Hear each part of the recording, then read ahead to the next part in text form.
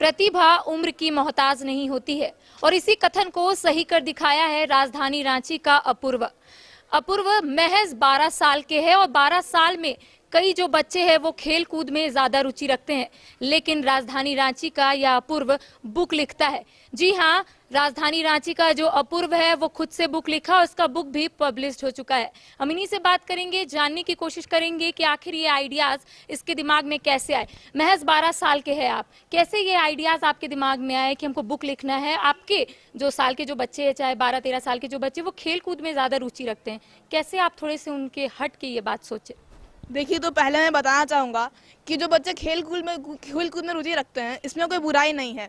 बस उन्हें इसे एक दिशा देना है कि वो खेल तो रहे हैं, लेकिन वो किस तरीके से इसे थोड़ा बड़ा बना सकते हैं। मेरी बात किया जाए तो मैं 10 साल की उम्र से ही कराटे कर रहा हूँ और मुझे इसमें रुचि है।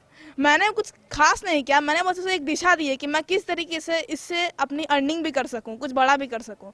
तो इसमें कोई बड़ी बात नहीं है, कोई भी ये कर सकता है। अच्छा, ये बताइए कि 12 साल के इतना दिमाग कैसे आया? क्योंकि 12 साल में कहते हैं कि दिमाग धीरे धीरे डेवलप करता है। अब 7th स्टैंडर्ड में सिर्फ साइंस, हिस्ट्री, यही सब में दिमाग ज़्यादा लगती होगी जो आपके बुक्स है। आप हट कर कैसे सोचे कि घर में कुछ कोई मोटिवेट किया या फिर आप बुक्स पहले से पढ़ते थे? क्योंकि जो बुक्स पहले से पढ़ते हैं उन्हीं के दिमाग में ये सब आता है कि ये बुक लिख सकते हैं तो मैं भी लिख सकता हूँ। ये होता है, नेचुरल है। तो मोटिवेट करने की बात किया तो मेरे टीचर ने, मेरे बाप ने मुझे बहुत मोटिवेट किया। और मैं क्या करता था कि मैं पढ़ने के बाद अपने लिए, जब मैं कराटे करता था तो उसके बाद मैं अपने लिए एक समय निकालता था। उसमें मैं खुद को जानता था कि मैं क्या कर सकता हूँ अभी। तो अगर मैं वैसा कर, तो मैं खुद से कुछ सवाल पूछता जा रहा था कि मैं क्या कर सकता हूँ। तो उस तरीके से करते करते मेरे दिमाग में खुद ही आया कि, और मैं बुक पढ़ता था बहुत सारा जो मेरे काम के लगते थे, मैंने बुक पढ़ा भी, पर वहाँ से कुछ लिया देना नहीं था उसका। मुझे यहाँ से आइडिया आया क्योंकि मैं खुद के साथ समय बताता था बहुत। तो उससे मेरे को समझ में आया कि मैं क्या कर सकता हूँ, मेरे अंदर क्या खास बात है जो मैं बाहर ला सकता हूँ। और एक दिन में 24 आवर्स होते, कितने घंटे आप लिखते थे बुक? मैं ज़्यादा नहीं, मैं दिन में 1 घंटे लिखता था बुक बस, और फिर ये बुक कंप्लीट हो गया। यानी कि उतना हार्ड नहीं था लिखना बुक मेरे लिए। अच्छा, इंग्लिश में लिखा आपने कि हिंदी में? इंग्लिश में। अच्छा, हिंदी में क्यों नहीं प्रेफर किया? हिंदी हिंदी में तो हमारी मातृभाषा है, क्यों नहीं उसमें प्रेफर किया कि हिंदी में लिखते हैं कुछ अलग होगा? इसका मेरे पास कोई जवाब नहीं है, मुझे मन किया तो मैंने बस लिख दिया।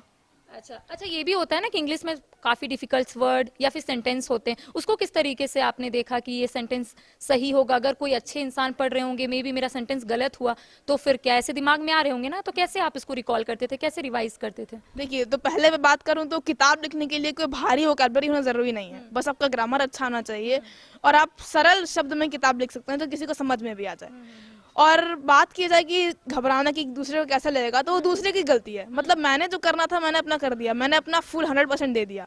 अब बाकी जो कैसा होगा वो तो उनका ना है। अगर उनमें कुछ खराब बात होगा तो मैं उसको अगले बार सुधारूंगा।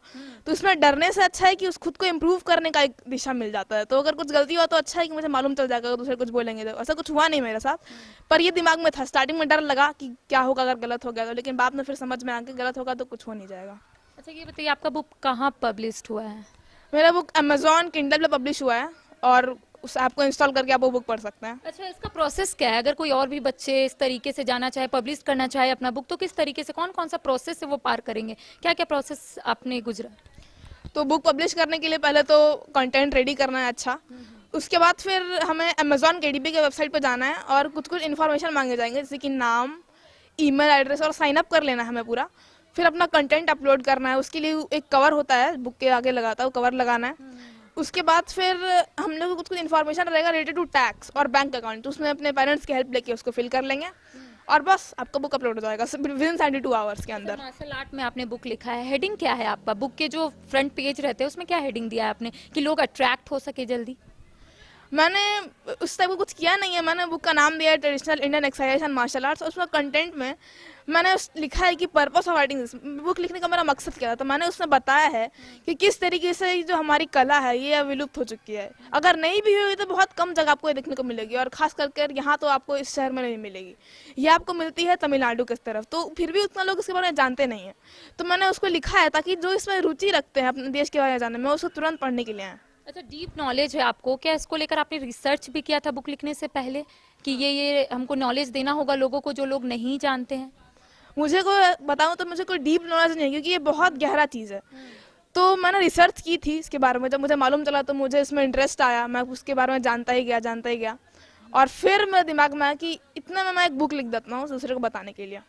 तो मम्मी पापा को आपने ये साझा किया, आपने ये बताया कि मैं बुक लिखने वाला हूँ, मम्मी पापा का पहला रिएक्शन क्या था? मम्मी पापा का रिएक्शन था, मम्मी पापा खुश थे कि बेटा कुछ अच्छा करने जा रहा है और उन्होंने मोटिवेट भी मुझे पूरा किया।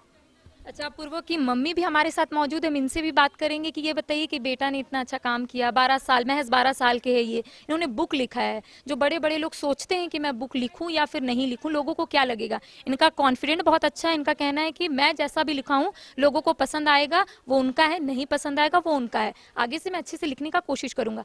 आप इसको किस नज़रिया से देख रही हैं? मैं इसे बहुत बड़ी उपलब्धि मानती हूँ। ये जो है वो बिल्कुल अपने समय का पक्का है, अपनी जुबान का पक्का है, और मैं इसकी ज़िद के आगे नतमस्तक इसलिए भी हूँ कि जब 2020 में कोरोना की पहली लहर आई थी तो इसके क्लास बंद हो गए थे। तो ये अचानक से बहुत ही जो है वो नर्वस हो गया था, मम्मी मेरा क्लास बंद है, स्कूल बंद है, ऑनलाइन क्लास होते हैं। तो मैंने सर को रिक्वेस्ट किया कि सर ये बच्चा जो है वो बहुत मायूस हो रहा है और आप प्लीज़ आप ऑनलाइन कराटे का क्लास इसका लिया कीजिए, ये मेरी रिक्वेस्ट है आपसे। ये चूँकि वो उस समय अकेला ही बच्चा था और सर ने भी मेरी जो रिक्वेस्ट को मान लिया, उन्होंने और मान लिया। उसके बाद ये अपने घर के छत पर वो ऑनलाइन क्लास करता था। उसके बाद ये धीरे धीरे 1 साल के बाद क्लास खुला, फिर ये ऑफलाइन क्लास करता था। मैं इससे क्लास लेके कभी मैं आती हूँ, कभी इसके पापा आते हैं, मैं भी आती हूँ, तो मैं 1 घंटा यहाँ रहती हूँ और इसका क्लास होता है और मैं इसे घर लेके चली जाती हूँ। और सुबह ये 4:30 बजे सुबह उठता है, इतनी ठंड में भी उठेगा और घर के छत पे ये 4:30 से 5:30 1 घंटा ये प्रैक्टिस करेगा। फिर नहा धो के स्कूल जाएगा, बिल्कुल अपने समय से रहेगा, स्कूल से आएगा, खाना खाएगा, ये सोएगा नहीं, लैपटॉप पे ये बुक लिखता था। फिर मुझे लगता था ये बहुत थक गया होगा, ये आराम क्यों नहीं करता है थोड़ा सा, ये बेटा तुम लेट जाओ। नहीं मम्मा तुम लेट जाओ, मैं कुछ काम कर लेता हूँ, मैं किताब लिख रहा हूँ। मैंने इसे फ्री छोड़ दिया, मैंने कभी इस पर दबाव नहीं बनाया कि तुम बहुत नंबर लाओ, बहुत ये करो, अपनी मर्जी मैंने कभी नहीं थोपी। मैं इसे फ्री हैंड छोड़ दिया करती थी। और जब मुझे पता चला कि इसका बुक कंप्लीट हो गया, बुक भी आ गया अमेज़न पे, तो मुझे बहुत खुशी हुई। सबसे पहले मैंने अपने फादर को फ़ोन किया, अपने मदर को फ़ोन किया, बताया। अब उनकी भी उम्र हो चली है, बहुत खुश हुए वो। और जब इसका बुक मैंने पहली बार देखा तो मेरी खुशी का ठिकाना नहीं है, मुझे बहुत अच्छा लग रहा है। और मैं ये एक संदेश देना चाहती हूँ कि बच्चों पर अपनी मर्जी ना ला दें कि मैंने ये नहीं किया तो तुम ये करो। और हर बच्चा जो है वो जन्मजात विजेता है, वो जन्म से ही विजेता है और उसके अंदर की प्रतिभा है जो यूं ही निकल के बाहर आती है जब हम और आप अपनी मर्जी नहीं लाते हैं उस पर। बहुत खूबसूरत आपने बात कही। ये बताइएगा क्या बनना है, एक आखिरी सवाल है, आगे जाकर क्या बनना है, क्या मिशन है आपका? मुझे ओलंपिक में गोल्ड मेडल लाना है कराटे की तरफ से। इस साल ओलंपिक में कराटे आ गया, पर अफसोस कि भारत से कोई टीम नहीं गई है, पर आने वाले साल में भी होगा और मैं भी उसमें जाना चाहूँगा। तो इस वक्त हमारे साथ अपूर्वा के टीचर भी मौजूद है और इन्हीं से बात करते हैं कि टीचर का योगदान काफ़ी बड़ा रहता है, टीचर ही सब कुछ सिखाते हैं। ये बताइएगा कि पहले तो ये बताइए कैसा बच्चा है? एकदम नॉर्मल सा। ये तो आप लोगों को पता चल ही गया होगा, ये बहुत ही होनहार और बहुत ही कर्मठ बच्चा है। अच्छा, इसने जब आपको बताया कि ये बुक पब्लिश करने वाला है या फिर बुक लिखने वाला है, तो आपका रिएक्शन क्या था उस वक्त? क्योंकि बुक तो बड़े बड़े लिखने से पहले सोचते हैं 10 बार। देखिए बुक तो खैर हम इतना भाषण नहीं देंगे बुक तो प्रेमचंद भी लिखे थे, वो पढ़े लिखे नहीं थे। तो अपूर्व तो वैसे भी बहुत अच्छा है और टेक्निकली ये जो हम लोग मार्शल आर्ट सिखलाते हैं तो इसका इंटरेस्ट और ये बहुत उसमें इसको रुचि, बहुत लगन था और ये हमसे बराबर क्वेरी भी करते रहा है हर चीज़ उस टेक्निक के बारे में।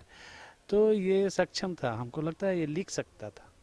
तो इस वक्त हमने बात की अपूर्व से, अपूर्व की मम्मी से और उनके टीचर्स से, जिनका सीधे शब्दों में कहना है कि अपूर्व पहले से ही काफ़ी होनहार था और इसका कहीं ना कहीं लक्ष्य यही था कि किस तरीके से ये बुक लिखे और लोगों तक अपनी बात पहुंचाए।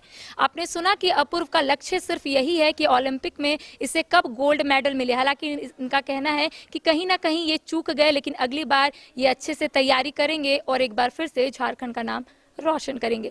कैमरा पर्सन संजय के साथ करिश्मा सिन्हा, न्यूज़ बाइस्कोप, रांची। श्री बालाजी लेकर आए हैं बिहार झारखंड में सबसे कम दरों पर धार्मिक रेल यात्रा। श्री बालाजी धार्मिक यात्रा के अंतर्गत उचित दर पर करें 4 धाम यात्रा के साथ ज्योतिर्लिंग यात्रा, वैष्णो देवी यात्रा, रामेश्वरम धाम यात्रा और नेपाल विदेश यात्रा। राजस्थान यात्रा के माध्यम से खाटू श्याम बाबा के दरबार में दर्शन सहित संपर्क करें समृद्धि कॉम्प्लेक्स, हरमू रोड, किशोरगंज चौक, रांची। Phone number 9122760999। 4 धामों में से एक रामेश्वर धाम सहित तिरुपति बालाजी, कन्याकुमारी, मदुरई, माँ मीनाक्षी देवी और श्री मल्लिकार्जुन ज्योतिर्लिंग का झारखंड में सबसे कम दर पर सब परिवार दर्शन लाभ का अनुपम अवसर। संपर्क करें माँ कामाख्या धार्मिक रेल यात्रा, केसरी नर्सिंग होम, पहला तल्ला, पिस्का मोड़, रांची।